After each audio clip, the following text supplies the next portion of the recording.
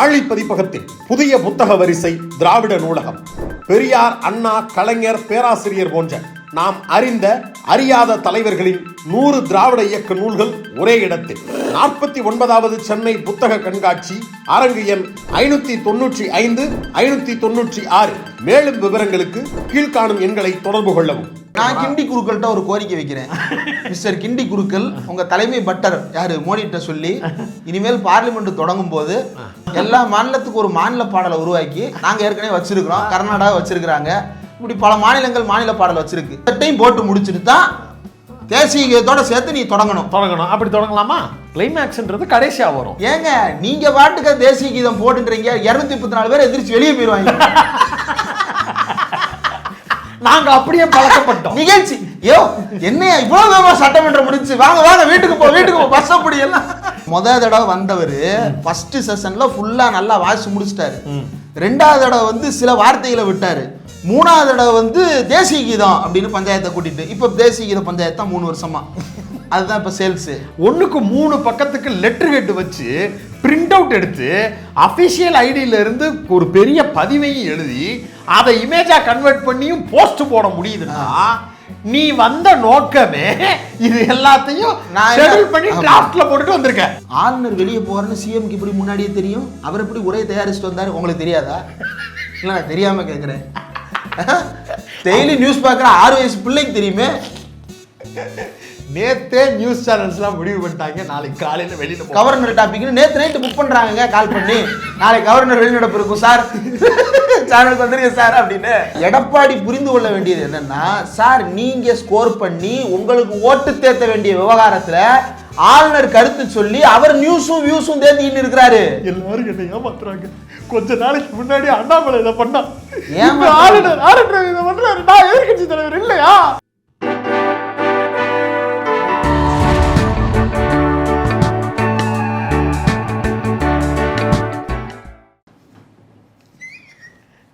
நான் கிளம்புறேன். இல்ல நேத்தே நம்ம ஃபெலிக்ஸ் அண்ணன் இங்க இருந்தாரு.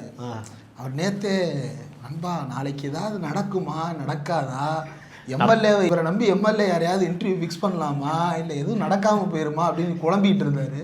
கவலையே படாதீங்க, நடக்கும் நடக்கும். ஆமா நான் தான் சொன்னேன், அறுவடைன்னு வந்துட்டா நெல்லை அறுத்து தானே ஆகணும். அறுத்துட்டாங்களா?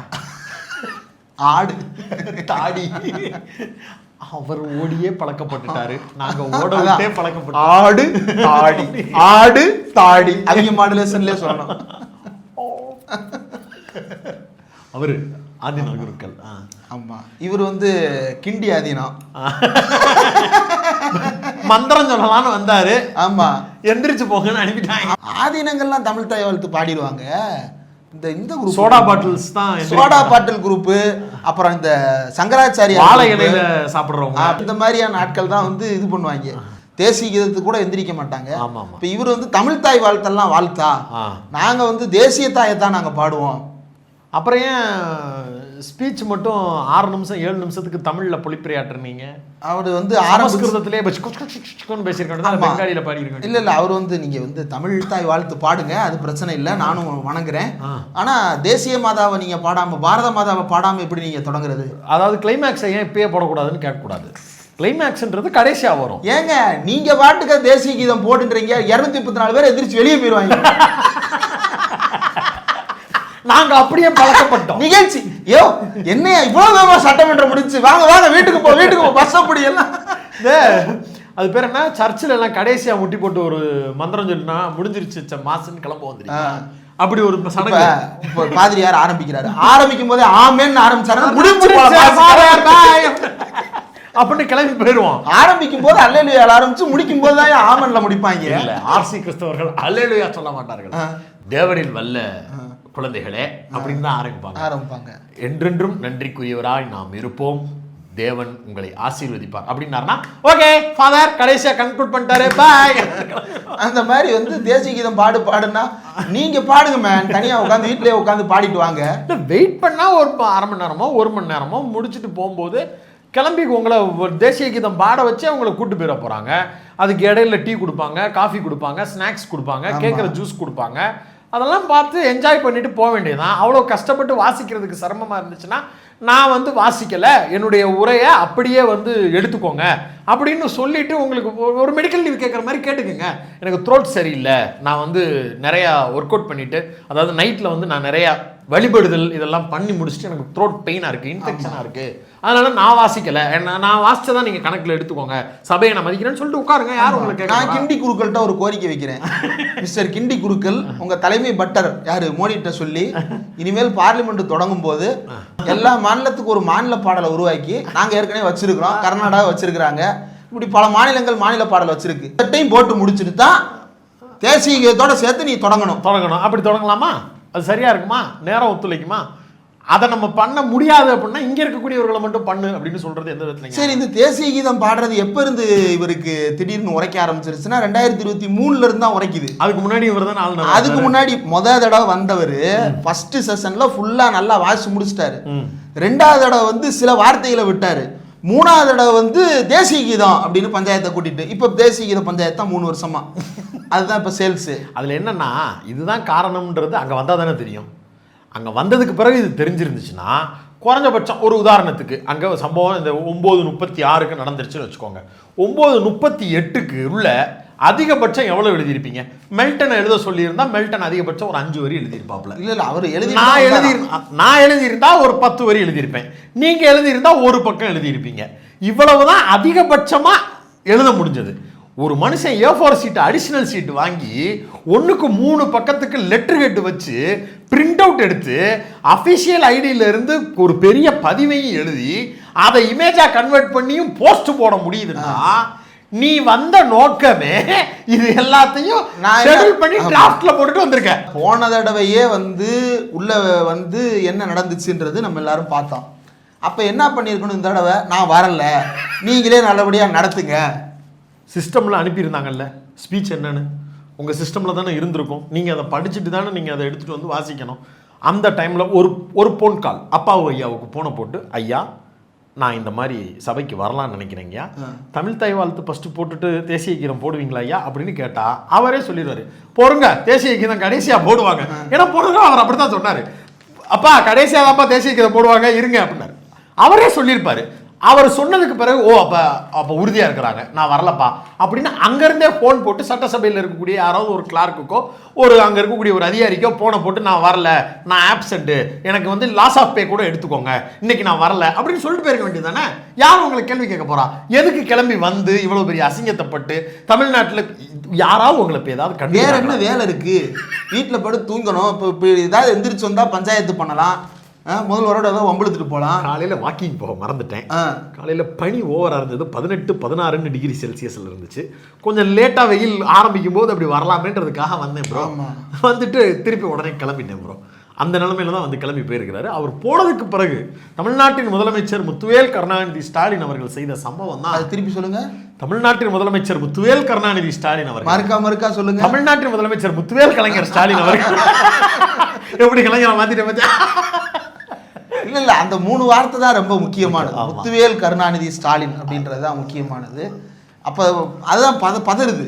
திராவிட மாடல்னா பதறுது, முத்துவேல் கருணாநிதி ஸ்டாலின் அவர் ஜெனியூனா சொல்றாரு. அதாவது நாங்க ஒரு ஸ்பீச் ரெடி பண்ணி சிஸ்டம்ல கொடுத்தோம், அந்த அவருடைய கணிப்பொறியில் அது இருக்கு, அதையே படித்ததாக நாங்கள் பொருள் கொண்டு இந்த அவையை தொடங்குறோம்னு அவர் சொல்லிட்டார். சொல்லிட்டு அவர் கூடுதலாக 2-3 தகவல்கள் சொல்றாரு. ஒரு ஆளுநர் அவருடைய தனிப்பட்ட முறையில் அரசியலாக பல இடங்களில் வாய விடுறாரு. அவர் சொன்னதான் இதா பண்றேன், நம்ம மக்கள் நடையில நான் மொழிபெயர்க்கிறேன். வாய கண்ட இடத்துல அவர் வந்து ஒரு மாதிரி லூஸ் டாக் விடுறாரு. லூஸ் டாக்ன்றது மனநலத்தை பத்தி சொல்லல, அதை வந்து ஃப்ரீயா விடுறதும்பாங்கல்ல, தோன்றதை பூரா பேசுறதும்பாங்கல்ல, அது மாதிரி இஷ்டத்துக்கு பேசுறது. அப்படி நீங்க பல இடங்கள்ல பேசுறீங்க, அது கூட உங்களுடைய தனிப்பட்ட கருத்து என்று புரிந்து கொள்கிறேன். அந்த அளவுக்கு ஒரு மெச்சூரிட்டி இருக்குல்ல, அது முதலமைச்சர்கிட்ட இருக்கு. அது கூட போய் தொலைதுன்னு விட்டுறேன். ஆனா நூற்றாண்டு பாரம்பரியம் மிக்க இந்த சபைக்கென்று இருக்கக்கூடிய மரியாதையை நீ டீஸ் பண்ணக்கூடாது. தேசிய கீதம் கண்டுபிடிக்கிறதுக்கு முன்னாடியே சட்டப்பேரவை கண்டுபிடிச்சாங்க. அப்பேற்பட்ட மேன்மை பொருந்திய இந்த சபையை அவமதிக்கிற தெம்பும் திராணியும் துணிச்சலும் உங்களுக்கு எங்க இருந்து வந்தது? அப்படி நீங்க புறக்கணிப்பீங்கன்னு சொன்னா, அப்படி ஒரு ஆளுநர் உரையே எங்களுக்கு தேவையில்லை, அதை நாங்க புறக்கணிக்கிறோம்னு சொல்லி முடிவெடுக்க வேண்டிய சூழலுக்கு நாங்க தள்ளப்படுறோம். நாங்க அதை செஞ்சு காட்டுவோம். ஆமா, அரசியலமைப்பு சட்டத்தை உரிய வகையில திருத்தி அதை முன்னெடுப்போம் அப்படின்றத சொல்லியிருக்கிறாரு. இதுல ஆளுநர் வந்து புழுவி இருக்கிறாரு. புழுவுறத ஒரு நிமிஷத்துலயே அவ்வளவு புழுகாப்பா? ஆஹா, லெட்டர் பென்ல லெட்டர்லயே பாயிண்டே புழுகுறாரு. மைக்க அமத்திட்டாங்கன்னு. இப்ப மைக்க அமத்தலன்ற விளக்கத்தை யாரோ சொல்றதெல்லாம் இருக்கட்டும். நியூஸ் தமிழ் 24/7 ரிப்போர்ட்டர் அவ எப்படிப்பட்டவான்னு உங்களுக்கு நன்னா தெரியும். அவ சொல்றா, அந்த ரிப்போர்ட்டர் ராஜேஷ் அவர் உள்ள இருந்திருக்கிறாரு. பார்வையாளர் மாடத்திற்கு பக்கத்தில் இருக்கும் பத்திரிகையாளர் மாடத்திலிருந்து நானே பார்த்தேன் அப்படின்னு அவர் சொல்றாரு. ஆனால் மைக் எதையும் ஆஃப் செய்யவில்லை. தொடர்ந்து ஆளுநருடைய மைக் ஆன்ல தான் இருக்கு. 9:29க்கு ஆளுநர் உள்ள வந்து தமிழ்தாய் வாழ்த்து ஆரம்பிச்சிருக்கு. தமிழ்தாய் வாழ்த்து வந்து 9:29க்கு பாடுறாங்க. பாடின உடனே ஒரு உட்காரணும்ல, அவர் நின்றுகிட்டே இருந்திருக்கிறாரு. எதுக்குன்னா தேசிய கீதம் பாடணும் அப்படின்னு. போட மாட்டாங்க, அது நிகழ்ச்சி முடிவுல தான் போடுவாங்கன்னு தெரியும். வீம்புக்குன்னு நின்றுட்டு இருந்திருக்கிறாரு. நின்றுட்டு இருந்த உடனே ஆளுநர் உரை அப்படின்னு சொன்னதுக்கு அப்புறம் அவர் படிக்க ஆரம்பிச்சோடனே பாக்கெட்ல இருந்து பேப்பர் அப்படி எடுத்திருக்கிறாரு. பேப்பரை எடுக்கும் போதே பூரா பேரும் கண்கொத்தி பாம்பா பார்த்துட்டே இருந்திருக்கிறாங்க என்ன பண்றாரு அப்படின்றத. கீழ இருந்து எல்லா பேரும் அப்படியே குறுகுறுன்னு பார்த்துக்கிட்டு இருக்கும் போதே அவர் வந்து ஓப்பனிங் ஐ எம் டிசப்பாயிண்டட் அப்படின்னு சொல்லிட்டு தேசிய கீதம் பாட சொல்லி பலமுறை நான் சொல்லியும் பாட மாட்டேன்றாங்க. எப்பா 12 வருஷமா மோடி டிசப்பாயிண்ட் ஆகிட்டு இருக்காரு. நீங்க தான் தேசிய கீதத்தை அவமானப்படுத்துறீங்க. நாங்க தேசிய கீதத்தை நல்லா நிறைவா பாடி முடிக்கிறோம். இறுதியா இல்ல, நிறைவாக முழுமை பெறும்போது தேசிய கீதத்தோட நாங்க முடிக்கிறோம். பிறக்கும் போது தமிழனாக பிறக்கும் ஒரு மனிதன் இந்தியனாக வாழ்ந்து முடிகிறான் அப்படின்ற ஒரு தத்துவத்தை வெளிப்படுத்தும் வகையில நாங்க தமிழ் தாய் வாழ்த்துல ஆரம்பிச்சு தேசிய கீதத்துல நிறைவு செய்யறோம். அப்படி தேசிய நீரோட்டத்துல நாங்க இணைகிறோம். உங்களுக்கு அது பொறுக்கல, ஓப்பனிங்லயே நீ வந்து தேசிய கீதம் பாடிட்டு கலைஞ்சு போ அப்படின்னு. அப்ப நிறைவுல என்ன மறுபடியும் பாடு. என்னடா ஒரு பாட்டை எத்தனை தடவை பாடுவாங்க? தேசிய கீதத்துக்கு உண்டான மரியாதையை கெடுக்கிறீங்க.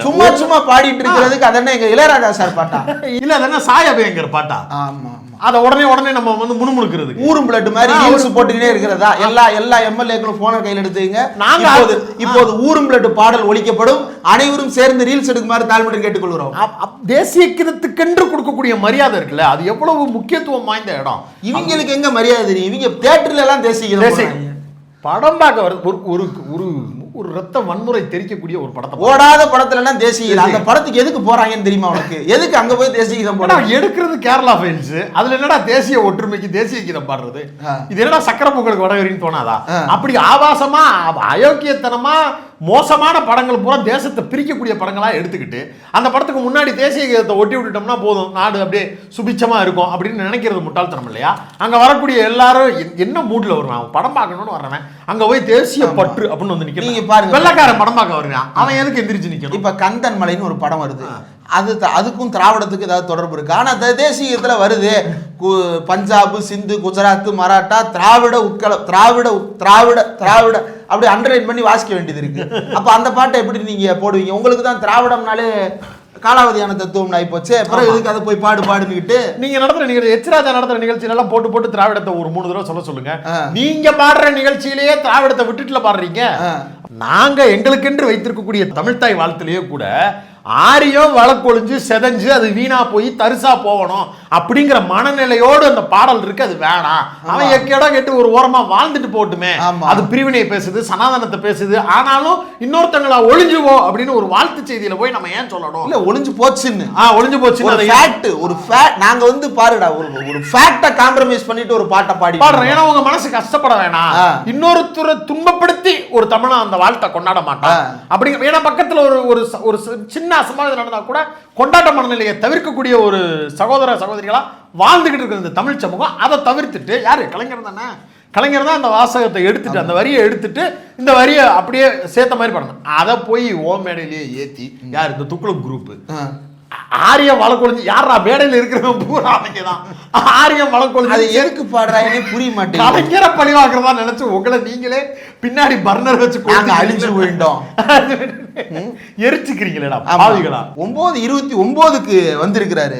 பேப்பர் எடுத்தது அந்த டைம் தான். ஆமாமா, தமிழ் தாய் பாடிட்டாங்க. பாடினவர் டிசப்பாயிண்டட்னு சொல்லி முடிச்சு. ஆமா, 9:35 வரைக்கும் உள்ள இருந்திருக்கிறாரு. அங்க என்ன நடந்திருக்குன்னா, இவர் டிசப்பாயிண்டட்னு ஆரம்பிக்கும் போதே அப்பாவு சாருக்கு புரிஞ்சிருச்சு இது நம்ம ஸ்கிரிப்ட்ல இல்லையே. ஏன்னா அவர் வாத்தியார்களுக்கு ஒரு வழக்கம் இருக்கு. என்னன்னா, ஒரே புத்தகத்தை 30 வருஷம் திரும்ப நடத்தி புத்தகத்துல அட்ட மனப்பாடம், ஏய் பக்கம் 16 14 என்ன இருக்கு பாரு அப்படின்னு அதாவது புக் கரெக்ஷனுக்கு அடுத்த வருஷம் பிரிண்ட் போடும்போது பேஜ் நம்பரை மனப்பாடமா புக் பிரிண்ட் ஆகி வரும்போது கரெக்ஷனா போன் பண்ணி சொல்லுவாங்க. ஆமா. போன தடவை வந்த பிரிண்ட்ல 32ஆம் பக்கத்துல இக்குக்கு காணா மட்டும்தான் இருந்துச்சு, புள்ளி இல்ல, இந்த தடவை பிரிண்டிங் ஒழுங்கா இருக்கான்னு பாருங்க. ஆமா. இப்ப அவர் ஒரு வாத்தியார் வேற. இப்ப அவர் வந்து பாத்துட்டாரு, ஏதோ தப்பா வாசிக்கிறாப்புல இருக்கே அப்படின்ட்டு பார்த்துட்டவரு எங்க கேப் கிடைக்கும் இன்டர்ஃபியர் பண்ணலான்னு பார்த்துட்டு ஆளுநர் ஒரு இடத்துல அப்படி கேப் விடும்போது எச்சி முழுங்கும் போது கபால்னு மைக்க பிடிச்சி எந்திரிச்சிட்டாரு. மைக்க பிடிச்சி எந்திரிச்சவரு எந்திரிச்ச உடனே வந்து அவர் வந்து ரொம்ப ஹம்பிளா, இது வரைக்கும் ஆளுநர் அந்த வார்த்தையெல்லாம் நீங்க ஏன் சார் கேட்குறீங்க, சாரின்ற வார்த்தையெல்லாம் நீங்க ஏன் கேட்குறீங்க, ஏய் என்ன நீ என்னமா வாசிட்டு இருக்க அப்படி நீங்க கேட்க வேண்டாம், அதுக்காக நீங்க சாரின்னு கேட்க வேண்டியது இல்ல, அப்படி கேட்க கூடாது. அப்பாவே அப்படி கேட்க மாட்டேன், கண்டா படிச்சுக்கிருக்க நீ அப்படின்னு ஒரு ஸ்டூடெண்ட்டை கேட்குற மாதிரி நீங்க நம்ம ஆளுநரை கேட்க முடியாது. அவர் அப்படி கேட்கவும் மாட்டாரு. ஆமா. அதே நேரத்தில் இவ்வளவு பணிந்து போய் ஏன் கேட்கணும், sorry sorry sir, sorry sorry sorry to interrupt, நீங்க வந்து அவை இங்கிலீஷ்லேயே பேசுறாரு, நீங்க வந்து அவைக்குரிய மாண்பை கொடுத்து என்ன உரை கொடுக்கப்பட்டதோ நீங்க எதை ஏத்துக்கிட்டு வந்தீங்களோ அதை அப்படி பேசுறதுதான் வழக்கம். மாத்தி பேசுறதுக்குலாம் இங்க உரிமை கிடையாது. கருத்துரிமைன்றது இங்க இருக்கிற 234 பேருக்கு தான் உண்டு. 235 உள்ள வந்துட்டு போற உங்களுக்கு கருத்துரிமை இந்த அவைக்குள் கிடையாது. நீங்க வெளியே போய் என்ன பண்ணிக்கீங்க. நீங்க எம்ஜிஆர் நினைச்சுக்கிட்டு டைரக்டர் எழுதுற ஸ்கிரிப்டை தாண்டி எக்ஸ்ட்ரா டைலாக்லாம் போடக்கூடாது.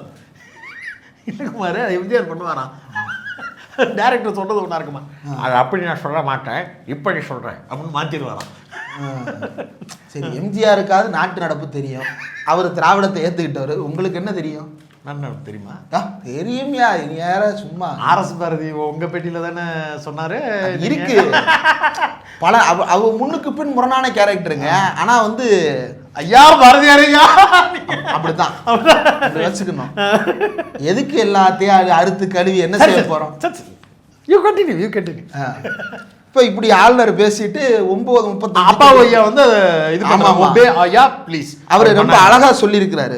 இப்ப இவனுங்க என்ன சொல்றானுங்க, பண்பாடு பாரம்பரியம் பழக்க வழக்கம் அப்படின்னு சொல்றாங்க. ஆமா, அதான் சனாதனம். ஆமா, இப்ப எங்களுக்குன்னு ஒரு பண்பாடு இருக்கு, எங்களுக்குன்னு ஒரு பாரம்பரியம் இருக்கு, எங்களுக்குன்னு ஒரு பழக்க வழக்கம் இருக்கு, கஸ்டம்ஸ் அண்ட் ட்ரெடிஷன்ஸ் அப்படின்னு அரசியலமைப்பு சட்ட வார்த்தைகளையே சொல்லி தமிழ்நாடு சட்டப்பேரவையினுடைய கஸ்டம்ஸ் அண்ட் ட்ரெடிஷன்ஸை ஃபாலோ பண்ணி நீங்க பேசணும்.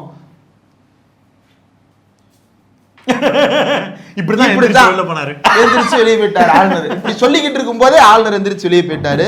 கவர்னர் ஒன்னு எந்திரிச்சு நான் பேசும்போது இன்டரப்ட் பண்ணாதீங்க அப்படின்னு சொன்ன உடனே அப்போ சார் மறுபடியும் எந்திரிச்சு நான் வந்து இன்டரப்ட்லாம் பண்ணல, சில விஷயங்களை நினைவுபடுத்த விரும்புறேன் அப்படின்னு சொல்லிட்டு உட்கார்ந்த உடனே என்னை ரொம்ப அவமானப்படுத்திட்டீங்க, ஐ எம் இன்சல்டட், என் மைக்கை மியூட் பண்ணிட்டீங்க அப்படின்னு சொல்லிட்டு. அப்படிலாம் ஒன்றும் மியூட் பண்ணல. மியூட் பண்ண மைக்ல எப்படி நீங்க பேசுவீங்க, எப்படி கேட்கும், எப்படி கேட்கும்? அது என்ன பக்கத்துல இருக்கிறவங்களா எல்லாரும் இல்ல, அவைங்கிறது அவ்வளவு பெருசு. இப்ப இத பத்தி நியூஸ் தமிழ் 24/7 ரிப்போர்ட்டர் ராஜேஷ் சட்டப்பேரவைக்கு உள்ள இருந்தவர், அவர் என்ன சொல்றாருன்னா மைக்கெல்லாம் அமர்த்தல, ஆளுநர் சொல்லுவது தவறு அப்படின்னு ஒரு ரிப்போர்ட்டர் சொல்றாரு. அவர் எங்க இருந்திருப்பாருன்னா ஹால்ல மேல டாப்ல இருந்திருப்பாரு. மாடியில இருக்கிறவருக்கே தெரிஞ்சிருக்குது. மாடியில இருக்கிறவருக்கு அவர் சொன்னது கேட்டிருக்குன்னா மைக் ஆன்ல இருந்திருக்குன்னு அர்த்தம்.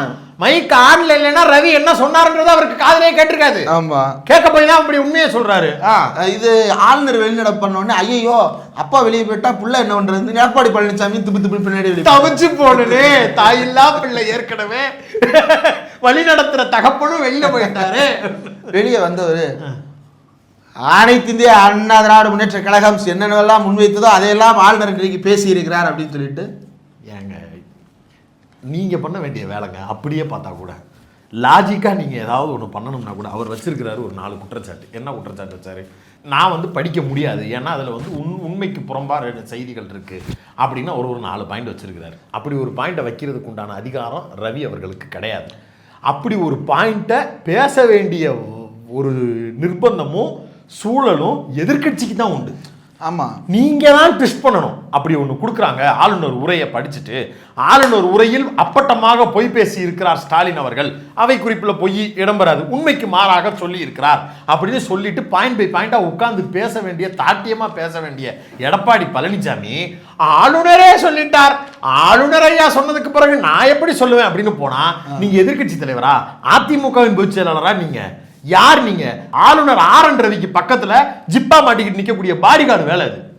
அவர் பேசுவார், எல்லாத்தையும் ஸ்கோர் பண்ணுவார்னா நீங்க எதுக்கு அரசியல் கட்சி, நீங்க எதுக்கு பொதுச் செயலாளர் ஒரு கட்சிக்கு, நீங்க எதுக்கு எதிர்கட்சி தலைவரா இருக்கிறீங்க? இதே மாதிரி கேரளாவில் இன்னைக்கு ஒரு சம்பவம் நடந்திருக்கு. அவன் இப்படி இல்லப்பா, அங்கேயும் இதே மாதிரி சம்பவம் நடந்திருக்குது. அதை பத்தி சன் நியூஸ்ல விரிவா நம்ம பத்திரிகையாளர் கார்த்திகேயன் சன் நியூஸ் தலைமை செய்தியாளர் ஒரு இது சொல்லியிருந்தாரு. அதுல அவர் ரொம்ப அழகான ஒன்று சொன்னாரு. இதுக்கு முன்னாடி ஆரிஃப் முகமது கான் வந்து கவர்னரா இருந்த போது இதே மாதிரி வந்து கம்யூனிஸ்ட் கட்சி தானே கவர்மெண்ட், கம்யூனிஸ்ட் கட்சி கவர்மெண்ட் கொடுத்த அந்த அறிக்கையை வந்து அவர் படிக்க மாட்டேன்னு சொல்ல 50 பாயிண்ட்டை ஸ்கிப் பண்ணி முதல் பாயிண்ட்டை வாசிட்டு 61வது பாயிண்ட்டுக்கு ஸ்கிப் அடிச்சு போனாராம். அப்ப எதிர்கட்சியா இருந்த காங்கிரஸ் கண்டித்து பேசியிருக்கு, எதை கவர்னரை கண்டிச்சு பேசியிருக்கு. இப்ப திமுக அதிமுகன்னு பிரச்சனை வரும்போது எம்ஜிஆர் என்ன சொல்றாரு, நாங்கள் இரட்டை குழல் துப்பாக்கி, தமிழ்நாட்டுக்கு ஒரு பிரச்சனைனா திமுகவும் அதிமுகவும் இரட்டை குழல் துப்பாக்கியா இருக்கும் அப்படின்னு எம்ஜிஆர் சொல்றாரு. முதலமைச்சர் ஸ்டாலின் என்ன சொல்றாரு, கடந்த நாடாளுமன்ற தேர்தலில் இங்க சண்டை உனக்கும் எனக்கும் தான். அந்த சண்டை எப்படிப்பட்ட சண்டை, திராவிடத்திற்கு உள்ளுக்குள்ள வழிமுறைகள்ல தான் உனக்கு எனக்கு சண்டை, தத்துவத்துல சண்டை இல்லை அப்படின்னு சொல்றாரு. ஆனா தத்துவம்னா என்னன்னே தெரியலன்னு எடப்பாடி ஒரு பக்கம் உருண்டுட்டு இருக்காரு. ஆய்வாளர்கள்ட்ட கேட்கணும்னு அவர் கேட்டுட்டு இருக்கிறாரு. இப்படி இருக்கு. ஆனா கம்யூனிஸ்டும் காங்கிரஸும் அப்படி கிடையாது, கொள்கை எதிரிகள், சித்தாந்த எதிரிகள். காங்கிரஸ் ஆரம்ப கால நோக்கமே இன்னைக்கு எப்படி வந்து காங்கிரஸ் முக்து பாரத்னு பிஜேபி பேசிட்டு இருக்கிறானோ அது மாதிரி கம்யூனிஸ்ட் முக்து பாரத்னு பேசிட்டு இருந்த வகைரா பல பேர் உள்ள இருந்துட்டு இருந்தா பல பேர் இருந்தாங்க. என்னதான் சோசியலிசத்தின் மீது காதல் உண்டுன்னு நேரு சொன்னாலும் நேரு 1000 சொல்லுவாரு, எங்க இயக்கம் ஜனநாயக இயக்கம், நேரு சொன்னது தப்பு அப்படின்னு பல சாமிக்கள் பேசிட்டு திரிவா அந்த கட்சிக்குள்ள. அப்படிப்பட்ட காங்கிரஸ் கம்யூனிஸ்ட் கட்சி கவர்மெண்ட் இருக்குன்றதுக்காக ஆளுநர் செஞ்சது சரின்னு பேசா கிடையாது, ஆளுநர் செஞ்சது தப்புன்னு பேசியிருக்கு. ஆனா இன்னைக்கு எடப்பாடி பழனிசாமி அவர்கள் ஆளுநர் செஞ்சதை பத்திலாம் நான் பேச முடியாது அப்படின்றாரு. நான் கூட இங்க இருக்கிற காங்கிரஸ் வந்துருவியோம் நண்பர்களே. சட்டமன்ற காங்கிரஸ் வந்து தெளிவா தான் இருக்குது, சட்டமன்ற காங்கிரஸ் ரொம்ப தெளிவாக இருக்கிறார்கள். ஏன்னா அவங்க சட்டமன்றத்துல நின்னவங்க, அவங்களுக்கு ரியாலிட்டி தெரியும். ரைட் 4000 ஓட்டு. அப்ப இப்படியான சம்பவங்கள் நடக்கும்போது எடப்பாடி பழனிசாமி என்ன செஞ்சிருக்கணும், அவர் வந்து திமுக மேல எங்களுக்கு கடுமையான விமர்சனம் இருக்குதுங்க, அதிமுக பேச வேண்டியது ஆளுநர் எங்க பேசுறாரு அப்படின்னு கேட்டிருக்கணும். ஆமா, கேட்க முடியுமா? எப்படி பெட்டி பெட்டியா கொண்டு போய் கொடுத்துருக்காங்க. ஆமா, சாமி கண்ணு ஐஸ் குத்தி வந்துருவாங்க. இன்னொன்னு அவரு ஆளுநர் RN ரவி அவர்கள் எழுதின அந்த லெட்டர் பேட்ல 4வது பாயிண்டோ 5வது பாயிண்டோ பெண்கள் பாதுகாப்பு குறித்து வியாக்கியானமா ஒரு பதிவு எழுதி இருக்கிறாங்க. ஆமா, பொள்ளாச்சி சம்பவம்லாம் கண்ணு முன்னாடி வந்து போமா இல்லையா, அது கூட வரட்டும். ஆளுநர் RN ரவி வீடியோவே நம்ம ஒண்ணு போடுவோம், அந்த வீடியோவை பார்த்துட்டு வாங்க. குழந்தை திருமணம் வீடியோவா? இல்ல அவர் குழந்தை திருமணம் பண்ணவர், அவரே சொல்லி இருக்கிறாரு. பெண்கள் பாதுகாப்பு பத்தி நம்ம லட்சணம் அறிவு முத்தி போய் குழந்தை திருமணம் பண்ணவர் தான் இவரு. அப்ப கூட எனக்கு அறிவு இல்ல, நான் சின்ன பையன், நான் அப்படி பண்ணிட்டேன், அதை நினைச்சு இப்ப நான் ரெகுலேட் பண்றேன் அப்படி நீங்க அதெல்லாம் கிடையாது. சிதம்பரம் நடராஜர் கோயில்ல தீட்சிதர் குழந்தை திருமணம் பண்றத அவங்க உரிமைன்னு பேசிட்டு வந்தவர். அப்ப இன்னமும் அந்த மனநிலையில இருப்பாரு. நான் அது அடுத்தடுத்து பேசினா அது ரொம்ப காயப்படுத்துற மாதிரி போயிடும். அதனால அதை எடப்பாடி போற போக்குல இந்த பாயிண்ட் முடிச்சிடறேன். இதே ஆளுநர் RN ரவி அவர்கள் என்ன சொல்றாரு, we know that people of Northeast, when they send their children for a study, for higher studies, when they know that their children have come to Tamil Nadu, they feel very comfortable. Especially when their daughters there come, they know that no problem. They don't have that confidence if they go to Delhi, because Delhi they are not very safe, very safe. They feel that no, they have a lot of apprehension. Northern east பகுதிகளில் பெண்களை பெற்ற அப்பாக்கள் பள்ளி படிப்பை தாண்டி கல்லூரி படிப்புகளுக்கென்று வெளியில் அந்த குழந்தைகள் போகணும்னு நினச்சா, அதுவும் தமிழ்நாட்டு பக்கம் போய் படிக்கணும்னு நினச்சா அவங்க ரொம்ப சந்தோஷப்படுவாங்க, அவங்க பயப்பட மாட்டாங்க. கம்பேர் பண்ணுறது எதை பண்ணுறாரு, டெல்லியை கம்பேர் பண்ணுறாரு. உத்தரப்பிரதேஷ், குஜராத் இதெல்லாம் கூட கம்பேர் பண்ணல, இந்தியாவின் தலைநகரம் என்று அடையாளப்படுத்தக்கூடிய டெல்லியை கம்பேர் பண்ணி டெல்லிக்கு போய் படிக்கிறேன்னு பிள்ளைங்க சொன்னா கூட அப்பா அம்மா இவ்வளவு நிம்மதியா இருக்க மாட்டாங்க. அது ஏன் தமிழ்நாட்டுக்கு போறேன்னு சொன்னா நிம்மதியா இருப்பாங்க. ஏன் தெரியுமா? ஏன் இப்போ சென்னை அண்ணா யூனிவர்சிட்டியில படிக்க வர்றாங்க, நம்பிக்கையோட வருவாங்க. ஏன் எதிர்த்தாப்புல தான் ரவி இருக்காரு, நம்ம உரிமைகளுக்காக போராடுவாரு. அப்ப நீ இந்த தகவலை எப்ப வாங்குற? நீ நார்த்தன் ஈஸ்ட் பகுதியில் ரவி ஆளுநராக இருந்த போது உங்களுக்கு கிடைக்கக்கூடிய தகவல் அடிப்படையில் அப்ப நீங்க இங்கேயே கிடையாது. அப்ப இந்த தமிழ்நாட்டின் பாதுகாப்பு உங்களால வந்தது பாதுகாக்கப்படல, இங்க இருக்கக்கூடிய திராவிட இயக்கங்களால் கட்டமைக்கப்பட்டது. தந்தை பெரியாரால, பேரறிஞர் அண்ணாவால, முத்தமிழறிஞர் கலைஞரால வந்தது. இவர் சொன்ன அந்த செய்தி, இவர் மேடையில பேசின அந்த செய்தி உண்மையான பட்சத்தில் இவர் கொடுத்திருக்கக்கூடிய இந்த 4வது பாயிண்டா 5வது பாயிண்டா அது எவ்வளவு பெரிய அபத்தம்னு பாருங்க. ஆமா, பெண்கள் பாதுகாப்பு இல்லைன்னு இப்ப நீ சொல்றன்னா இது எவ்வளவு பெரிய அபத்தமான ஸ்டேட்மெண்ட், பொய்யான ஸ்டேட்மெண்ட். அப்புறம் இந்த பொய்யை பத்தி சமூகம் கேள்வி எழுப்பாதா, கேள்வி கேட்க மாட்டாங்களா, அதுக்கு பதில் சொல்லாம அப்படியே ஜம்ப் பண்றது.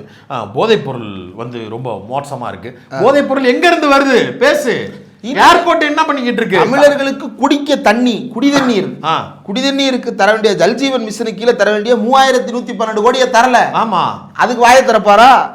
சமர சிக்ஷா அபியான் 3548 கோடி இன்னும் தரலையாம். மெட்ரோ ஃபேஸ் 2 9500 கோடி இன்னும் தராம இருக்குது. டிசாஸ்டர் மேனேஜ்மெண்ட் நாம கேட்ட 37000 கோடி இன்னும் தராம இருக்குது. 55059 கோடி ரூபா பெண்டிங் இருக்கு. ஒன்றிய அரசு தர வேண்டிய தொகை அதையெல்லாம் அந்த அறிக்கையில தமிழ்நாடு அரசு சுட்டி காட்டி இருக்கு. 1க்கு 9 தடவை தேசிய கீதம் பாடுவோம். வாங்கி கொடு. நாங்க பேசவே இல்லை சட்டமன்றத்துல, பாடினே இருக்கிறோம். காலையில இருந்து சாயங்காலம் வரைக்கும் தேசிய கீதம் மட்டுமே பாடினே இருக்கிறோம். எங்களுக்கு என்ன பிரச்சனை? ஏதோ டேப்பு பாட போது இல்ல பழையூர் பண்ணையார் மாதிரி நீங்களும் பங்களால உட்காந்துருங்க, வாசல்ல நாங்க நின்று ஜனகணமனதின்னு பாடிட்டே இருப்போம். யாரும் கேட்க போறது. இவ்வளவு உண்மைகளை முழுசா மறைச்சிட்டு சட்டமன்றத்துக்கு வந்து தேவையில்லை, இவங்க தான் வந்தா விரட்டுறாங்கன்னு தோணுது. இன்னொன்னு, கிளம்பி போனதுக்கு பிறகு ஊரே கழுவி ஊத்துது. எதுக்கு நம்மளுக்கு இந்த பேச்சு? இதுல எடப்பாடி சொல்றாரு, ஆளுநர் வெளியே போறன்னு சிஎம்க்கு இப்படி முன்னாடியே தெரியும், அவர் எப்படி உரையை தயாரிச்சுட்டு வந்தாரு, உங்களுக்கு தெரியாதா? இல்ல நான் தெரியாம கேட்கிறேன். டெய்லி நியூஸ் பார்க்குற 6 வயசு பிள்ளைக்கு தெரியுமே. நேத்தே நியூஸ் சேனல்ஸ்லாம் முடிவு பண்ணிட்டாங்க, நாளைக்கு காலையில வெளியில கவர்னர் டாபிக்னு நேத்து நைட்டு புக் பண்றாங்க கால் பண்ணி, நாளைக்கு கவர்னர் வெளிநடப்பு இருக்கும் சார், சேனலுக்கு வந்துருங்க சார் அப்படின்னு. எதிர்கட்சி தலைவருக்கா நீங்க? எங்க இப்படி இருக்கீங்க? இவ்வளவு டம்மி பாவமா இருக்கீங்க. அவ்வளவுதான் அந்த அறிவுத்திறன், அவ்வளவுதான். நாளைக்கு என்ன நடக்கும்னு தெரியாத ஒருத்தர் எப்படிங்க எதிர்கட்சி தலைவராவோ அல்லது ஒரு கட்சியினுடைய பொதுச் செயலாளராவோ எப்படி இருக்க முடியும்? நாளைக்கு நடக்கிறதெல்லாம் தெரிய வேணாம். ஆளுநர் என்ன பண்ணுவாருன்னு கூட தெரியாத அளவுக்கு என்ன அப்படி கூட்டணியில உங்கள்கிட்ட சொல்லியிருப்பாரு. கூட்டணி தானே ஏங்க, உங்கள்கிட்ட சொல்றத ஒரு இன்டெலிஜென்ஸ் டிபார்ட்மெண்ட்ல இருக்கிற ஒரு சாதாரண கான்ஸ்டபிள் கண்டுபிடிச்சு ஊருக்கு சொல்ல மாட்டாரா? உங்களுக்கு வேணா தெரியாம இருக்கலாம். திரும்பி பாருங்க, உங்களுக்கு பின்னாடி இருக்கக்கூடிய 60 எம்எல்ஏக்கள்ல பல பேர் காலை சாப்பாடு சாப்பிடாம தான் வந்தாங்க. வெளிநடப்பு நடந்துரும், கிளம்பி வெளில போய் சாப்பிட்டு வந்துக்கலாம், வீட்டுக்கு போய் சாப்பிட்டுக்கலாம் அப்படின்னு ஒரு பரந்த மனநிலையோட தெளிவா அவங்க எல்லாம் வந்துட்டாங்க. உங்களுக்கு தெரியல? ஏன் உங்களுக்கும் பாஜகவுக்கும் சுமூகமான உறவு இல்லையா? அக்கா வானதி சீனிவாசனோ அல்லது நயினார் நாகேந்திரனோ இந்த தகவலை உங்கள்கிட்ட வந்து சொல்லலையா? ஏன் இப்ப என்ன நடக்குது கட்சிக்குள்ள, கூட்டணிக்குள்ள? கேளு கேளு கேளு அப்படி கேளு இல்ல அண்ணாமலை எதுவும் பிரச்சனை பண்றாரா? தவறான தகவல் சொல்லிட்டாரா எடப்பாடிக்கு? இதை பொலிட்டிக்கலா பயன்படுத்தணும்னா கூட அந்த கேள்வியை நீங்க ஸ்டாலினை நோக்கி கேக்குறீங்கல்ல, இது எப்படி அவருக்கு முன்னாடியே தெரியும்னு. ஆளுநர் எப்படி தண்டி அறிக்கையை முன்னாடியே எழுதிட்டு வந்தாரு, அது மாதிரி நாங்களும் எழுதிட்டு வந்துருக்கோம் அப்படின்னு அவங்க பதில் சொல்லுவாங்க. ஆனா உங்களுக்கு கேள்வி அந்த பக்கம் வரல பாருங்க. அதனாலதான் உங்களை வந்து ஐயா கொஞ்சம் அரசியல் உங்களுக்கு புரியல. ஆளுநர் மரபை மீறி இருக்கிறாரா இல்லையான்னு பத்திரிகையாளர் கேள்வி கேட்டா, ஆளுநர் பேசுனதை பத்தி நம்ம கருத்து சொல்லக்கூடாதுங்க. அவர் யாரு? புனிதரா? அவர் காலில் விழுந்து கும்பிடுற சாமி, என் சாமி. பெட்டியை திறந்துருவாங்க, அதனால பயந்துகிட்டு பேசாம இருக்கிறது. எந்த பெட்டியை? அதான் கொண்டு போய் கொடுத்தாங்க பெட்டி. அதிமுக செஞ்ச ஊழலையும் கொண்டு போய் கொடுத்துருக்குறோம் தானே சொன்னாங்க. ஆமா, அப்ப அதுவும் உள்ள இருக்கும்ல. சரி, இப்ப நீங்க கொடுத்தீங்கல்ல, கவர்னர் என்ன நடவடிக்கை எடுத்தாரு எடுக்க சொல்லுங்க. அப்போ சும்மா நடவடிக்கை எடுக்க சொல்லுங்க, ஏதாவது எடுக்க சொல்லுங்களேன். இப்போ எலெக்ஷன் வரப்போதில்ல. இல்லை, தேவையில்லாம ஏதாவது ஒரு ஆளுங்கட்சி அடுத்த 2, 3, 4 மாசத்துல தேர்தல், 3 மாசத்துல தேர்தல் வரப்போகுது. இந்த நேரத்தில் சட்டசபையை கூட்டுறாங்கன்னா அந்த நேரத்தில் அந்த ஆட்சிக்கு எதிராக ஒரு மனநிலையை உருவாக்குவதற்கு எதிர்கட்சிக்கு எவ்வளவு வாய்ப்பு இருக்கு. அந்த சட்டசபைக்குள்ள உட்கார்ந்துக்கிட்டு பேசி பாயிண்ட் எடுத்து இந்தந்த விஷயங்களுக்கெல்லாம் பதில் சொல்ல முடியல. பாத்தீங்களா? இந்த பாருங்க செவிலியர் போராட்டம், இந்த பாருங்க மருத்துவ ஆளுநர் ரவி சொல்லிட்டாரு, இல்ல இந்த பாருங்க இடைநிலை பணியாளர்கள் போராட்டம், இந்த பாருங்க தூக்கி போய் கைது பண்ணாங்க, இதுக்கு பதில் சொல்லுங்க, அதுக்கு பதில் சொல்லுங்கன்னு கேள்விகளால் துளைத்தெடுத்து அந்த ஒரு பெரிய நெருக்கடியை தொலைக்கிறதுக்கு தான் அவர் தயார் பண்ணியிருக்கிறாரு. அவர் தொலைக்கிறதுக்கு தயார் பண்ண கத்தியில டமால் டமால்னு ஸ்டாலின் அவர்கள் சுட்ட குண்டு துளைத்து கத்தி செதறி விட்டது. துப்பாக்கின்னு நம்பிதான் அவர் எடுத்துட்டு வந்தாரு. அப்புறம் தான் தெரியுது அது பொட்டு வெடி வெடிக்கிறாங்க. தீபாவளி துப்பாக்கியை கையில கொடுத்து ஏமாத்திட்டாங்க. இல்ல அது துப்பாக்கியா தான் இருந்திருக்கும். அந்த துப்பாக்கி வந்து ஸ்டாலினுடைய தந்திரத்தால் குண்டுகள் எல்லாம் பொட்டு வெடிகளாக மாறிவிட்டன. துப்புரவு பணியாளர் போராட்டமா மாநகராட்சி பணியாளர் ஆக்கிரம்னு சேகர்பாபுவே வந்து உத்தரவாதம் கொடுத்தாரு. ஆமா, இருக்கிற எல்லா பிரச்சனைகளையும் அவர் ஒரே மேடையில் சமாளிச்சு முடிச்சிட்டாரு. ஆமா, நீலத்தோட பிரச்சனையா அந்த மேடையோட முடிஞ்சு. விசிகா தான் கோரிக்கை வச்சதா, ஆமா அதுவும் அந்த மேடையோட சொல்லி அவங்களுக்கான கிரெடிட்ஸ் கொடுத்தாச்சு. ரஞ்சித்துக்கு நன்றி சொல்லி, ஆமா ரஞ்சித்துக்கு நீலத்துக்கு வாழ்த்து எல்லாத்தையும் முடிச்சு, நீளம் இல்லாம நாடு இல்லைங்கன்ட்டாரு. அவ்வளவுதான் முடிஞ்சு. அவ்வளவுதான். ஏன்னா அவருக்கு களம் தெரியும், அவர் கள அரசியல்வாதி, அவருக்கு என்ன இடத்துல சூழலை தகுந்தார் போல ஹேண்டில் பண்ண தெரிஞ்சிருக்குது. அவர் அன்னைக்கு அழகாக ஹேண்டில் பண்ணி பேசி முடிச்சிட்டாரு. செவிலியர் போராட்டம் இதுக்கு போனாங்க, லேபர் கமிஷனர்கிட்ட போனாங்க, பேச்சுவார்த்தை சுமூகமாக முடிஞ்சிச்சு. இப்போ போராட்டம் இப்போ எங்கே நடக்குது? இல்லை. அதே போல் அரசு பள்ளி ஆசிரியர்கள் மற்றும் அரசு பணியாளர்களுடைய 22 ஆண்டு கால கோரிக்கை, ஓல்டு பென்ஷன் ஸ்கீம் வேணும். ஓல்டு பென்ஷனும் இல்லாமல் நியூ பென்ஷனும் இல்லாமல் அதை விட ஒரு நல்ல திட்டமாக. அவ்வளவு சுத்திலாம் வராதிங்க. நேத்து கனிமொழி அவர்கள் என்ன சொன்னாங்க? கொடுக்கப்பட்ட 505 தேர்தல் வாக்குறுதிகள்ல 400 சில்லற தேர்தல் வாக்குறுதிகளை நாங்க நிறைவேற்றி விட்டோம், நெஞ்ச நிமித்தி தில்லா சொல்லுவோம் அப்படின்னு சொன்னாங்க. மீதி 100 என்ன ஆச்சுன்னாவது கேட்கலாம்ல. ஒரு எதிர்கட்சி தலைவரா அதானங்க எதிர்பார்ப்பான். ஆமாங்க, எதிர்கட்சி தலைவர் தான் வெளிநடப்பு பண்ணிட்டாரு இன்னைக்கு ஆளுநர் ரவி. நமக்கு என்ன வேலை? எடப்பாடி புரிந்து கொள்ள வேண்டியது என்னன்னா, சார் நீங்க ஸ்கோர் பண்ணி உங்களுக்கு ஓட்டு தேர்த்த வேண்டிய விவகாரத்துல ஆளுநர் கருத்து சொல்லி அவர் நியூஸும் வியூஸும் தேர்த்தின்னு இருக்கிறாரு. எல்லாரும் என்ன ஏமாத்துறாங்க. கொஞ்ச நாளைக்கு முன்னாடி அண்ணாமலை இதை பண்ணா, ஆளுநர் இதை பண்றாரு, நான் எதிர்கட்சி தலைவர் இல்லையா? ஆமாமா, ஒண்ணு பண்ணலாம். எங்க ஊர் பக்கம்லாம் கேதமாய் போச்சு, வீட்டுல இடம் விழுந்துருச்சு அப்படின்னா சொம்பும் தண்ணி வச்சு அழுகிறதுப்பாங்க. என்ன பண்ணுவாங்கன்னா, உடம்பு எடுத்துட்டு போனது, வாழை எடுத்துட்டு போனதுக்கு அப்புறம் அந்த ஊர்ல இருக்கக்கூடிய பெருசுகள் பூரா என்ன பண்ணுங்கன்னா, ஒரு சொம்புல தண்ணி எடுத்துட்டு வந்து அந்த தாலியை அப்படி கலட்டி உள்ள போட்டு அதை உக்காத்தி வச்சு சுத்தி உட்காந்து ஐயோன்னு திருப்பி ஒரு ஒப்பாரி வைப்பாங்க. ஆமா, அந்த மாதிரி ராயப்பேட்டை ஆபீஸ்ல உட்காந்து சொம்பும் தண்ணியை வச்சு அழுகலாம். சுத்தி எம்எல்ஏக்கள், சுத்தி அதிமுக எம்எல்ஏக்களை பூரா உட்கார வச்சு அழுகலாம். வேற என்ன பண்றதுன்னு தெரியல அவருக்கு. அதுலயும் பாதி எம்எல்ஏ பாஜக பக்கம் போறாங்க. கவனமா இருக்கு. இதுல போற போக்கில் இவர் வேற புழுவி இருக்கிறாரு. என்னண்டு, நாங்கள் ஆளுங்கட்சியாக இருந்த போது உயர்கல்வி சேர்கின்ற மாணவர்களுடைய வீதம் 51% இருந்துச்சு, இப்ப 46 குறைஞ்சிருச்சு. இது இங்க இருந்து கவர்னர் மாளிகையில இருந்து எடுத்தாரா? அவர் வாயில இருந்து விட்டது, தினமலர்ல இருந்து எடுத்தாராமா? புழுகு, அண்ட புழுகு. 2020-21 கிராஸ் என்ரோல்மெண்ட் ரேஷியோ நீங்க கடைசியா இருந்த போது 46.9 GER. ஆமா, போன 2025 மே மாசம் AICTE, all India commission for technical council for technical education, India முழுக்க இன்ஜினியரிங்கை வந்து நிர்வகிக்கிற கவுன்சில், அதோட சேர்மன் தமிழ்நாட்டில் வந்து சொல்றாரு, தமிழ்நாட்டுடைய கிராஸ் என்ரோல்மெண்ட் ரேஷியோ 50% அதிகமாக இருக்கிறது அப்படின்னு சொல்றாரு. இப்போ எங்க இருந்து ரிவர்ஸ்? நீங்க தான் தப்பா சொல்றீங்க. ஸ்டாலின் பேர் போட வேண்டிய இடத்துல உங்க பேரையும், உங்க பேர் போட வேண்டிய இடத்துல ஸ்டாலின் பேரையும் போட்டு தப்பா பேசிட்டு இருக்கீங்க. ஸ்பெல்லிங் கூட ஒன்னா இருக்காதுங்க, எதுக்குங்க அதெல்லாம் போடுறீங்க? ஏங்க இதே மாதிரி தானங்க எடப்பாடி முதலமைச்சராக இருக்கும்போது ஆளுநர் பிரச்சனை இருந்துச்சு. அப்போ அன்றைய எதிர்கட்சி தலைவர் ஸ்டாலின் என்ன பண்ணாரு? ஆளுநரை கடுமையா கண்டிச்சு ஸ்கோர் பண்ணார்ல. ஏங்க அவ்வளவு தூரம் போகணும்? சசிகலா அவர்களை பதவி ஏற்கிறதுக்கு அந்த ராட்டினாங்க. அப்பயே தமிழ்நாட்டு முதலமைச்சர் MK ஸ்டாலின் அவர்கள் என்னங்க எப்படி குரங்காட்டிக்கிட்டு இருக்கீங்கன்னு தான் கேட்டாரு. சசிகலா நேத்து கண்ணு கெட்டிய தூரம் வரை எதிரிகளே இல்லைன்னு ஸ்டாலின் சொல்லிட்டு இருக்கிறாரு. நான் ஒருத்தி இங்க இருக்கேன், என்னை நீங்க மறந்துட்டீங்களா? உங்க வீட்லயே உங்களை மறந்துட்டாங்க மேடம், ஜெயா டிவியே உங்களை மறந்துட்டாங்க மேடம். நீங்க வந்து ஸ்டாலின் ஏன் மேடம் காமெடி பண்ணிட்டு இருக்கீங்க? உங்களை நம்பி அறிக்கை விட்டு பல பேர் வந்து இன்னைக்கு என்ன ஆனாங்கன்னே தெரியல. இல்லை, ஒரு நல்ல வாய்ப்பு இருக்கு. இப்பயும் சசிகலா அவர்களுக்கு நல்ல வாய்ப்பு இருக்கு. உங்க கையில ஒண்ணுமே கிடையாது. நீங்க சம்பாதிச்ச சொத்துக்கள் எல்லாமே உங்களுக்கு, நீங்க வந்து அதற்கான தண்டனை அனுபவிச்சிட்டீங்க.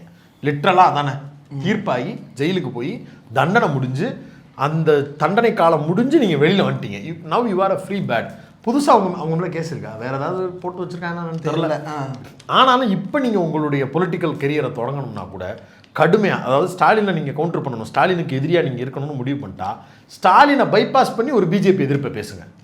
தமிழ்நாட்டில் உங்கள் எல்லாரையும் உங்களை நம்புறதுக்கு ஒரு பெருங்கூட்டம் ஏங்கி போய் கிடக்கு. வேறு வழி இல்லை, எனக்கு போகிறதுக்கு இடம் இல்லை, என்னால் பிஜேபிகிட்ட போக முடியாது, எனக்கு ஸ்டாலினை விட்டால் வேறு ஆள் இல்லை பிஜேபி எதிர்ப்பை பேசுறதுக்கு அப்படின்னு பரிதவிச்சு போய் ஃபுட்போர்டு அடிச்சுக்கிட்டு திமுக கூட்டணியில் இருக்கக்கூடிய பலரும் நீங்கள் ஸ்ட்ராங்காக பாஜக எதிர்ப்பை பேசினா கிளம்பி வர்றதுக்கு வாய்ப்பு. அந்த ஸ்கிரிப்ட் எழுதுகிற மாநடராசன் தான் இப்போ இல்லையே. அப்போ நம்மளால் ஒன்று இல்லை, நம்மளால் ஒன்று பண்ண முடியலைன்னு உடனே தான் உங்களை மறந்துட்டாங்க எல்லாரும். இப்போ வந்து என்னைய பாருங்கன்னு டோரா பூச்சி விளம்பரம் பண்ற மாதிரி நான் எங்க இருக்கேன், நான் இந்த இருக்கேன் அப்படின்னு பிச்சுக்கு காட்டிக்கிட்டு இருக்க கூடாது. ஆமா, நகைச்சுவை. உங்களை எதுக்கு மேடம் ஞாபகம் வச்சுக்கணும்? நீங்க தமிழ்நாட்டு அரசியல்ல கடந்த 8 வருஷமா என்ன செஞ்சிருக்கீங்க? குறைந்தபட்சம் உங்க கட்சிக்கு என்ன செஞ்சீங்க? கட்சி அவங்களுக்கு எது கட்சி? அவங்க தானுங்க அதிமுக. அவங்க அப்படித்தானே சொல்றாங்க, நான் தான் அதிமுக, நான் தான் பொதுச் செயலாளர், கழகத்தின் நிரந்தர பொதுச் செயலாளர் அப்படின்னு அவங்க தியாக தலைவி சின்னமான்னு தான் சொல்றாங்கல்ல. என்ன தியாகம் பண்ணிட்டீங்க சொல்லுங்க? ஜெயிலுக்கு போனது தியாகம்லாம் கிடையாது. நீங்கள் பண்ண வேலைக்கு உங்களுக்கு ஜெயிலுக்கு போட்டாங்க, முடிஞ்சு போச்சு. இந்த கட்சிக்கு நீங்கள் தியாகம் பண்ணது என்ன? நீங்கள் மறைஞ்சிருக்கிறது. அப்போ அதனால தான் ஸ்டாலின் வந்து உங்களை கண்ணுக்கே தெரியல நீங்கள் அப்படிங்கிறது தான் முடிவு. இத்தனைக்கு உங்களுக்காக பல நேரங்கள்ல அந்த உதயநிதி ஸ்டாலின் அவர்கள் உங்களுக்கு குரல் கொடுத்தது யார்? உதயநிதி ஸ்டாலின் குரல் கொடுத்தார். உதயநிதி குரல் கொடுத்தார், ஸ்டாலின் குரல் கொடுத்தார், திராவிடர் கழக தலைவர் ஆசிரியர் குரல் கொடுத்தார். எதுக்காவது நேர்மையா நடந்துகிட்டீங்களா? நீங்க வந்து ஒரு பொன்னாடையை பத்தி நன்றிங்க ஆசிரியரே அப்படின்னு சொல்லி இருந்திருக்கலாம். நடராஜன் ஐயா இருந்திருந்தாருன்னா அதை செய்ய, அது நடராஜனுக்கு தெரியும், சித்தப்பா செய்ய வச்சிருப்பாரு. நீங்க அப்படி பண்ணல, சபதம் போட்டு போனீங்க. என்ன நீங்க வீட்டுக்குள்ளேயே தான் இருக்கீங்க, அந்த வீட்டை விட்டு நீங்களும் வெளியில வர மாட்டேங்கிறீங்க. சபதம் என்னன்னு அது யாருக்குமே சொல்லலையே. இனிமேல் நான் அரசியல்ல விளங்கிட்டேன்னா பாரு அப்படின்னு வச்சிருப்பாங்க. அதுவே கூடுதலா சத்தியம். உங்களுக்கு நீங்களே பண்ணிட்டு போனதுக்கு பிறகு யார் உங்களை ஞாபகம் வச்சுப்பா? டெய்லி மேடம் ஒரு பிரஸ் மீட் வைங்க, ஸ்ட்ராங்கா ஆன்டி பிஜேபி பேசுங்க. நம்ம ஒடுக்கப்படுகிறோம், பாஜக தான் எங்க கட்சி எப்படி சீரழிக்குது பேசுங்க. பொலிட்டிக்கலா ஒரு மைலேஜ் அட்வான்டேஜ் கிடைக்கும். இந்த நேத்து கட்சி ஆரம்பிச்சாரு அந்த குட்டி பையன் விஜய், குட்டி பையர் விஜய் பனையூர் பையர். அவர் வந்து இப்ப பாருங்க, நான் வந்து பிஜேபி எதிர்ப்புல இருக்கிறதுனால தான் என்னுடைய படத்தை ஒடுக்குறாங்கன்னு காட்சிப்படுத்துறதுக்கு அந்த பிஜேபியோட சேர்ந்துக்கிட்டு தகிடு போட்டுக்கிட்டு இந்த மாதிரி ஒரு டிராமாவை அமித்ஷா ஏன் உங்களுக்கு கொடுக்க மாட்டாரு? ஏன்னா உங்களை நம்பல. அந்த பையனை வச்சு இந்த உருவம் வந்து எது சொன்னாலும் இந்த உருவத்தை வச்சு சொன்னா நம்புறதுக்கு ஒரு 10 பேர் இருக்காண்டா அப்படின்னு அவரை கேப்சர் பண்ணிட்டானுங்க. உங்களை அப்படி இல்லை. உங்க கட்சியில் இருக்கக்கூடிய ஆட்கள்லாம் அம்மா ஜெயலலிதா காலத்தோட நாம இனிமேல்லாம் இப்படி இருக்கக்கூடாதுடா, கொஞ்சம் சுகாதாரமா இருக்கணும்டா, நம்மளுக்கு தேவையான வாழ்வாதார பிரச்சனைகளுக்கு எவன் குரல் கொடுக்குறானோ அவனுக்கு தாண்டா ஓட்டு போடணும்னு நினைச்சு பாதி பேர் திமுக வந்துட்டான். அவன் பூரா பேருக்கு அறிவு வந்துருச்சு. அறிவே இல்லாம இருக்கக்கூடிய நபர்கள் நீங்க ஐடென்டிஃபை பண்ணி வச்சிருக்கக்கூடிய நபர்களை திருப்திப்படுத்துறதுக்காக ஏதாவது பாலிடிக்ஸ் பேசணும்ல, உங்களை வச்சு ஸ்கோர் பண்றதுக்கு பிஜேபியாவது ஒர்க் அவுட் பண்ணணும்ல. எதுலையுமே இல்லைன்னா மறக்கத்தான் செய்வாங்க, கொண்டாடவா செய்வாங்க. உங்களை வச்சு செய்தி எங்க வந்துச்சு? ஜெயா டிவிலையோ நியூஸ் ஜேலையோ எதுலையாவது உங்களை வச்சாவது ஏதாவது செய்தி வந்து? புரட்சி தலைவி சின்னம்மாவின் சுற்றுப்பயணம் என்னாண்டு எங்க போனீங்க? என்ன சனி ஞாயிறுல ஏதாவது வளகாப்பு, காது குத்து, ஏதாவது கல்யாணம், அந்த மாதிரி ஏதாவது விசேஷத்துக்கு போயிருப்பீங்க. அதே சுற்றுப்பயணமா?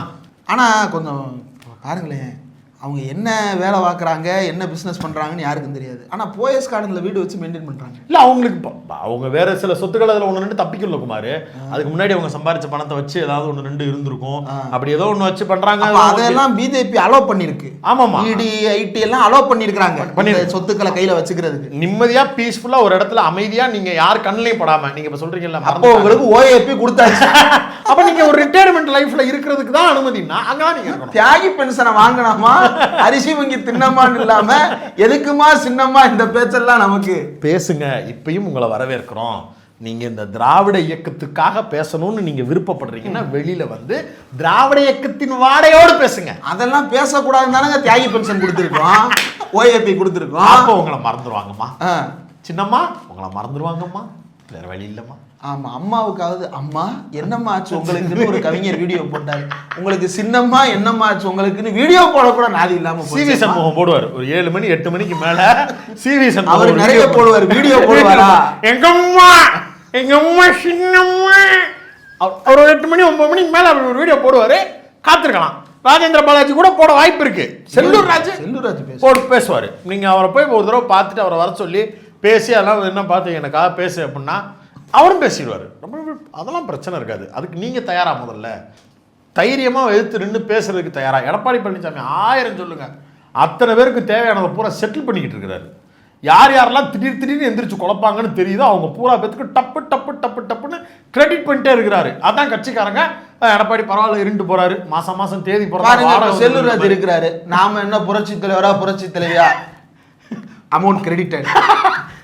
மாண்புமிகு எடப்பாடி பழனிசாமியார் அவர்கள் மாதிரி ஒரு புரட்சியான ஒரு மனிதரை நீங்கள் பார்க்க முடியாது. அவர் முகத்தை பாரியா, அவருடைய சிரிப்பை பாரியா அப்படின்னு அவர் டக்குன்னு மாறிடும். ஆமா, இதே மாதிரி ராஜேந்திர பாலாஜி எங்களுக்கு மோடி எங்கள் டேடி அப்படின்னு டப்புன்னு வந்தோம். சட்டமன்றத்துக்குள்ள எங்க அண்ணன் உதயகுமார் உட்கார்ந்து இருக்கிற பக்கத்திலே உட்கார்ந்துக்கிட்டு எங்கள் அண்ணன் எடப்பாடி கிரெடிட்டட், எங்கள் தலைவர் எடப்பாடி கிரெடிட்டட், புரட்சி தமிழர் எடப்பாடி கிரெடிட்டட். அந்த மாதிரியாவது ஏதாவது பண்ணலாம். அப்படியும் பண்ணல அப்படின்னா யாரு கூட இருப்பா? அரசியல் மேடம். இது ஒரே ஒரு மேடம் கூட இருந்தாங்க, அவங்களும் விலகிட்டாங்க. பக்கத்திலே உட்கார்ந்து பார்த்துட்டு இருந்தாங்க. அவங்க விலகி போய் பேட்டி வேற கொடுத்தாங்க. பாத்துக்குங்க, பாருங்க, அந்த பேட்டி போன அளவுக்கு கூட உங்க பிரஸ் மீட் போகல. ஜெயா டிவில அந்த ஃபுட்டேஜ் லட்சணத்துல வாட்டர் மார்க் கூட கொடுக்காதீங்க. வாட்டர் மார்க் இல்லாம ஃபுட்டேஜ் கொடுத்தே எவனும் போட மாட்டேங்க. அந்த அளவுல நம்மளுடைய செல்வாக்கு, அரசியல் செல்வாக்கு நம்மளுக்கு வேணும் அப்படின்னா அக்ரெசிவான ஒரு பாலிடிக்ஸை பேசணும். எதற்காக சசிகலா அவர்கள் அரசியலில் இந்த ப்ரெஸ் மீட் வைக்கிறாரு அப்படின்னு ஒரு காத்திரமான ரீசன் இருக்கணும். அது இல்லாமல் சும்மா நானும் வந்தேன் ப்ரெஸ் மீட் கொடுத்தேன் அப்படின்னா கண்டுக்க மாட்டாங்க. ஜெயதீபாவுக்கு கூட ப்ரெஸ் மீட் வச்சா இன்னும் பெரிய வியூவர்ஷிப் வரும். உங்களுக்கு வரமாட்டேங்குதுன்னா பிரச்சனை உங்கள்கிட்ட இருக்குது. ஜெயதீபா கிட்ட இல்லை, உங்கள்கிட்ட இருக்குது. ப்ரெஸ்ஸிட்ட இல்லை, உங்கள்கிட்ட இருக்குது. Please consider.